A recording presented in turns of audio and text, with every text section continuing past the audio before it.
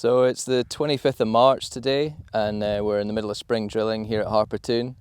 It's a fantastic day, as you can see, and we've had a really great spell of weather for the last week or so, and that's been really helpful. It's let us crack on, get out onto the land, and make good progress with the drilling. So we started the spring beans on the 21st of March, and we managed to get those done, and we've now moved on to our malting spring barley. We're growing 30 hectares of Laureate for Simpsons Malt this year. We run a fairly conventional plough and power harrow based crop establishment system here. You can hopefully see the seed drill running behind us. It's sowing the barley seed at a seed rate of around 190 kilos a hectare.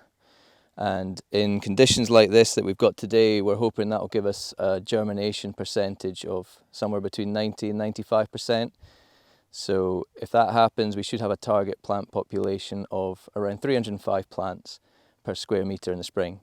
So I'll come back in a few weeks once the crop's hopefully fully emerged and assess how many plants we've got and see how successful our crop establishment has been. So as a business, we're always looking for ways to try and improve the sustainability of how we farm. And one of the things that we've been doing to try and achieve that is by growing cover crops recently. In the field next door to us, last year we had a crop of winter wheat, and after that was harvested at the end of August, we got our neighbours to come in with their cultivation kit and drill a cover crop mix of black oats and phacelia straight into the wheat stubble. And that was left to grow away for a few months. It established really well, and then we grazed it with some sheep that we overwinter for another farmer. And they grazed the vegetation right down, and eventually we took them off and ploughed that field a few weeks ago, and it will be ready to drill in a couple of days hopefully.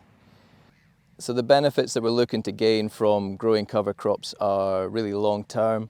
We're trying to maintain and improve the health of our soil. We're not sure yet what effect they're having on the spring barley crops that follow them, but we haven't seen any negative impact so far. So we've tried different establishment methods, different cover crop mixes, and we'll continue to do that. Hopefully keep learning what works and what doesn't, and ultimately improve the sustainability of our business and make it more resilient to some of the challenges that we face now and are likely to do in the future. So with the crop in the ground now, hopefully it'll emerge within the next week or two. And yeah, we could really do with some rain shortly after drilling. It has been a really dry spell. There is still some moisture in the seed bed, which will help those seeds to germinate, but we could do with a bit more. So hopefully we get that, and the crop gets off to a good start. So all going well, this crop should be ready to harvest in August or September later this year. And between now and then, we'll hopefully provide a few more updates through the growing season around some of the management decisions that we have to make to ensure that we get a good crop that benefits everyone involved in the Borders, Growers and Distillers Group.